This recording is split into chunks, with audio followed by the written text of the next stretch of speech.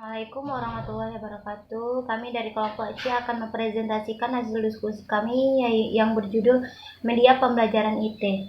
Kami beranggotakan 5 orang, saya sendiri Satriani sebagai moderator, dan Gusnita Riani, kemudian Fatma Kurata Aini, kemudian Dila Evolusi, dan Mutia Zulfarianti. Baiklah, kepada Mutia Zulfarianti saya persilahkan. Baik, saya Mutia Zulfarianti dengan NPM 18010082. Saya akan menampilkan hasil presentasi saya yang berjudul tentang implementasi atau pemanfaatan IT dalam dunia pendidikan atau pembelajaran di sekolah. Yang pertama yaitu IT dalam dunia pendidikan. Menurut salah satu ahli, William dan Sawyer mengatakan bahwa teknologi informasi adalah sebagai teknologi yang menggabungkan komputer dan jaringan komunikasi tercepat kecepatan tinggi yang membawa data, suara, dan video.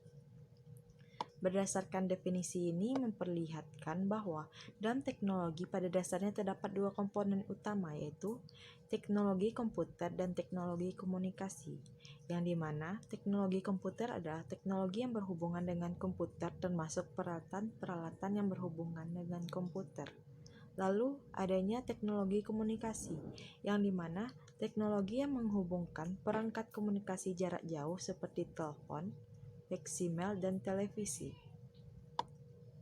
Lalu selanjutnya, teknologi informasi dan komunikasi atau yang lebih disingkat dengan TIK memiliki 3 fungsi utama yang digunakan dalam kegiatan pembelajaran, yaitu pertama, teknologi berfungsi sebagai alat, yang dimana teknologi digunakan sebagai alat bantu untuk penggunaan oleh siswa atau membantu pembelajaran.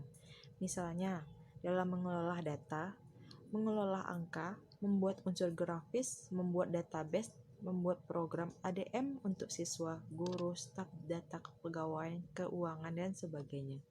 Lalu yang kedua, adanya teknologi berfungsi sebagai ilmu pengetahuan, yang dimana teknologi berfungsi sebagai ilmu pengetahuan ini sebagai bagian dari disiplin ilmu yang harus dikuasai oleh siswa, di mana misalnya teknologi komputer dipelajari oleh beberapa jurusan di perguruan tinggi seperti informatika, manajemen informasi, ilmu komputer.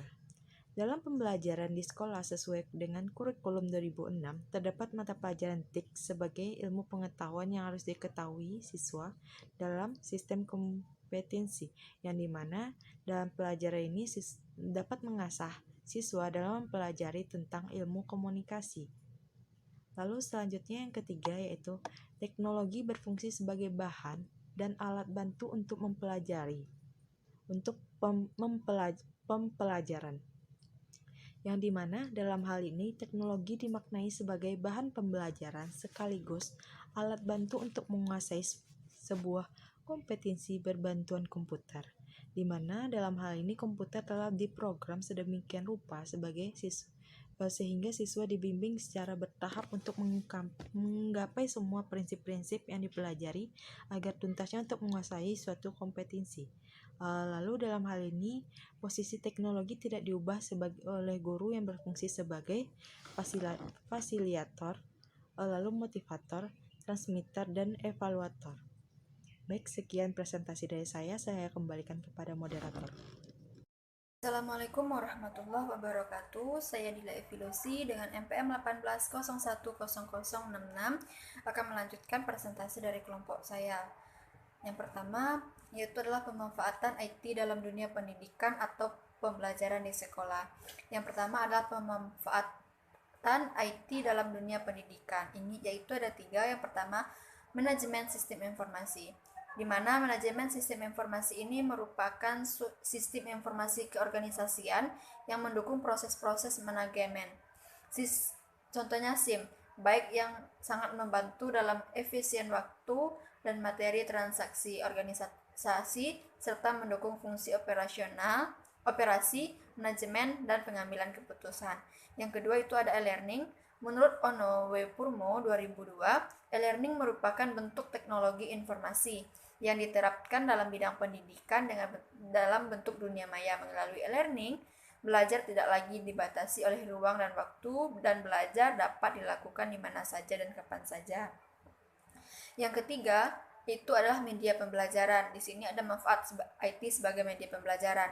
Dengan penggunaan media ini dapat merangsang pikiran, perasaan, minat, serta perhatian peserta didik sedemikian rupa sehingga proses pembelajaran dapat terjadi.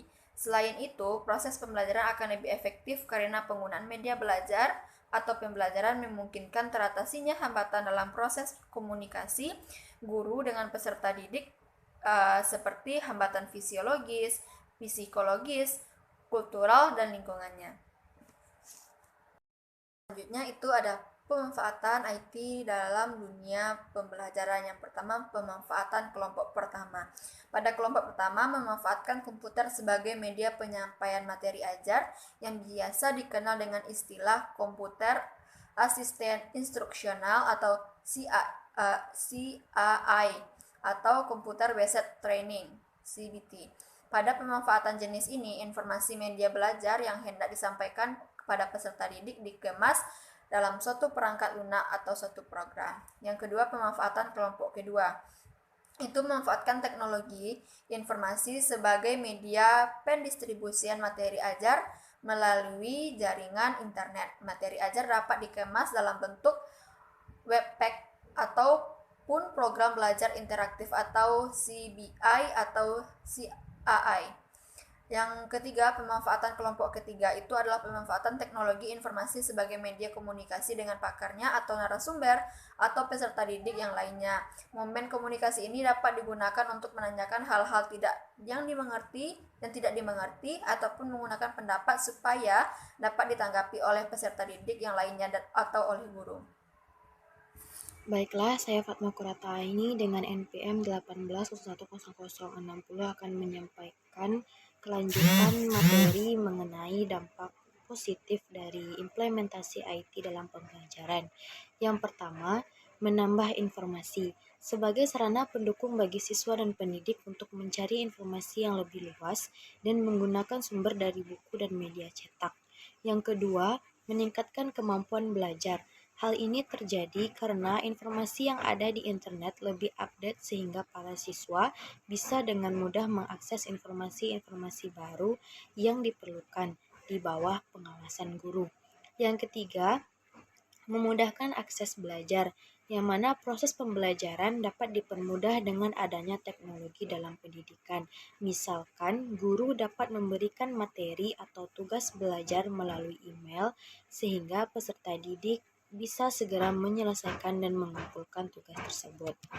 Yang keempat yaitu ada materi lebih menarik, yang mana penggunaan teknologi dalam pendidikan dapat membuat peserta didik lebih nyaman dan tidak terkesan jenuh dan monoton karena menyampaikan informasi melalui teknologi canggih terlihat lebih variatif dan modern. Yang kelima yaitu meningkatkan minat belajar, yang mana informasi dan pengetahuan yang lebih lengkap serta akses yang mudah didapatkan dapat membuat siswa lebih minat dalam melaksanakan pembelajaran. Yang keenam, teknologi memicu kreativitas guru, yang mana teknologi bisa menciptakan daya kreativitas guru. Mereka bisa lebih kreatif dalam menciptakan metode dalam mengajar. Dengan adanya teknologi, mereka akan terpacu untuk berkreasi karena teknologi hanyalah sebuah alat yang memerlukan seseorang untuk mengoperasikannya. Yang ketujuh, ada teknologi membantu siswa dalam belajar. Pengimplementasian teknologi dalam proses belajar mengajar akan membuat siswa lebih tertarik mengikuti pembelajaran. Yang kedelapan, teknologi menciptakan kegiatan belajar yang mengasihkan. Dengan adanya teknologi, guru bisa menciptakan atmosfer belajar yang menarik. Hal ini sangat bagus untuk memicu daya paham para murid agar mereka cepat memahami apa yang disampaikan oleh guru. Yang kesembilan, memudahkan siswa mencari sumber belajar. Assalamualaikum warahmatullahi wabarakatuh. Saya Gusnita Riani dengan NIM 18010033. Di sini saya akan menjelaskan materi yang terakhir mengenai dampak negatif implementasi IT dalam dunia pembelajaran. Dampak negatifnya yaitu yang pertama, administrasi yang menggunakan teknologi media IT dapat berakibat fatal apabila terjadi kecerobohan dalam penggunaannya. Yang kedua, memudahkan pelanggaran hak kekuasaan intelektual atau HKI karena kemudahan akses data yang diperoleh sehingga memungkinkan orang melakukan kecurangan. Yang ketiga, teknologi cenderung membuat anak berpikir lebih pendek dan memiliki tingkat konsentrasi belajar yang lebih rendah sehingga dapat menyebabkan terganggunya aktivitas pembelajaran. Yang keempat, adanya penyalahgunaan teknologi oleh orang-orang tertentu sehingga dapat menyebabkan suatu tindak pidana. Yang kelima, teknologi bisa mendatangkan sifat kecanduan bagi anak sehingga tidak baik untuk tingkat berpikir anak. Dan yang terakhir, terlalu mudahnya akses internet juga menimbulkan penyalahgunaan dalam teknologi.